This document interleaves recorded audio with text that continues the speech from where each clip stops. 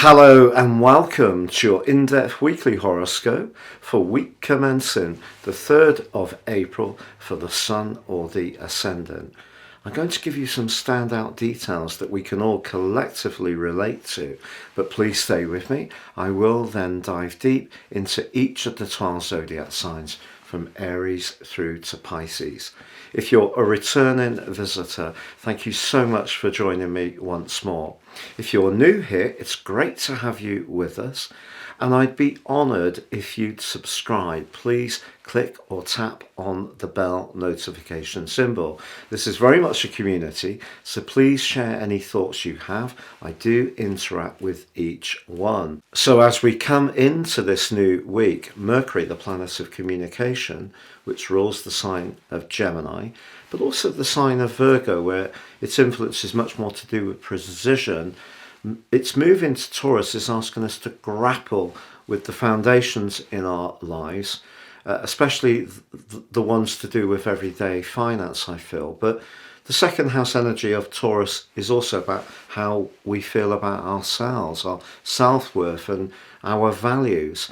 But it's clashing with the mighty but tiny Pluto almost straight away. So Monday through to Wednesday could see some tensions around a group situation or around a closer relationship where our values may not align quite as closely with somebody else, perhaps as much as we thought they had done, or any differences that have been there can come to the surface, can be revealed.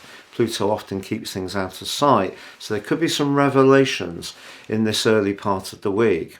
But there's also, from Tuesday to Saturday, Mercury actually forges a very constructive link to Saturn. So if we can tap in to past experiences, knowledge and instincts, our instincts, in a positive way, that can help us to make the most of our resources. Also, Saturn is linking brilliantly this week to Mars, with both Mars in Cancer and Saturn in Pisces, two water signs. I think the provocative energy of Mars, it's not at its best in Cancer, of course, it's in a full. I think that's saying, look, it's okay to grapple with emotions and perhaps even be a little bit more vulnerable. So we could see some people opening up about their core values or opening up about their feelings. Also, from Wednesday to Sunday, a glorious link between Venus and Neptune is really quite idealistic. So if there's someone coming through in our situation who we really do admire and has the kind of qualities that we can really respect, this could be something that gives us a lot of uplift. The key to that particular aspect is not to have unrealistic expectations. But of course, relationships really come sharply into focus on the back of the full moon. For most people, this is going to occur on Thursday. For those people who live on the west coast of America, it is on Wednesday. But Chiron, the wounded healer, is very close to the sun, as is Jupiter.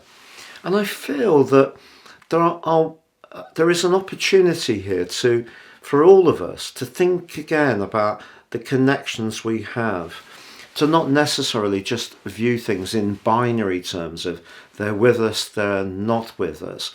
Life has become so polarized. If you can see the nuances in situations and the experience of our journey through this existence that are really quite mutual, that's going to be something we can gain from this. But with Uranus forging a quincunx to the moon position, it could be that in some situations, differences over money or how it's spent or those values could be the part of the relationship which really does need some attention. Now, as this week draws to a close, Venus is forging a wonderful angle to Pluto. This really can help us to appreciate the very special alliances we have in our lives. And also a little bit of fortune is starting to bubble up, potentially, as the week draws to a close, as the Sun is approaching Jupiter in Aries. They're actually going to meet up in person, so to speak, next Tuesday. that will be when the aspect becomes exact. But this is one of the most fortifying of all planetary aspects in astrology. So if energy has been a little bit low, physical vitality, there's a lot of things that we're absorbing these days that can make us feel a little bit depleted. So I feel that there's an opportunity to feel a sense of uplift.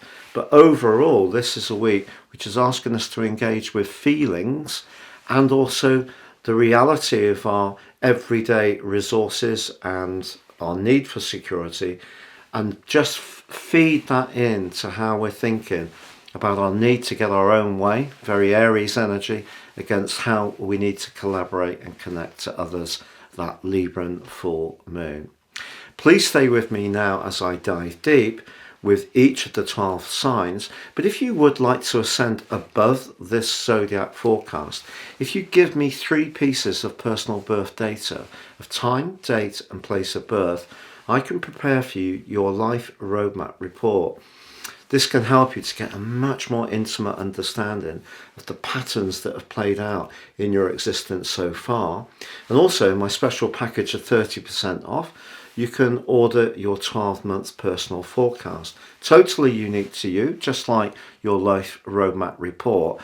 And this can give searing insights of how to make the most of the upcoming months. If you don't know your time of birth, I have developed a new solar chart and forecast package which also has 30% off. Please see the link below for more information on both. So Aries, your week commencing the 3rd of April forecast gives you an opportunity to turn some of the ideas that you've been propagating recently into something more tangible as Mercury moves into the sign of Taurus. Now it forges a very constructive link to Saturn, so it doesn't necessarily have to be something that is very recent. It may be something you've been working on behind the scenes for many moons. And all that patience and toil and application and at times sacrifice can come back to you now as Mercury links so positively to Saturn, which can be the planet of business, and of course it can be the planet of structures. But Mercury does clash with Pluto too. So what might you expect there? Well, it's potentially possible that around a group situation, your view may start to in some way diverge from someone that previously you were quite closely aligned to. It doesn't necessarily mean that you're going to fall out completely, but this is a very strident angle. So I think we're going to see more globally real outpourings in terms of difference of values. People are going to express it with great passion. But having said that, if there are things that you want to change around your home or where you live, again, something that you've been working towards for some time can really start to shape up as Saturn and Mars align so positively. Now, the full moon, which occurs across Wednesday, Thursday, mainly Thursday for most people, is in your opposite sign. Someone could accuse you, Aries, of having been too single-minded of late. Sometimes you just can't win. But the key is there are phases of the year where we have to be very single-minded in order to seize the prize. But perhaps they've got a little bit of a point if you have been distracted, very tied up with something that's incredibly engaging and important. Someone close to you may need a little bit more of your attention, and this can be a great opportunity to perhaps just manage your time a little bit more acutely over the following 2 weeks to make sure that they feel that they're very much included in what you're trying to do. But I think it's that angle that starts to bubble up on Friday to Sunday, which becomes exact on the following Tuesday, which is really exciting for your sign this week.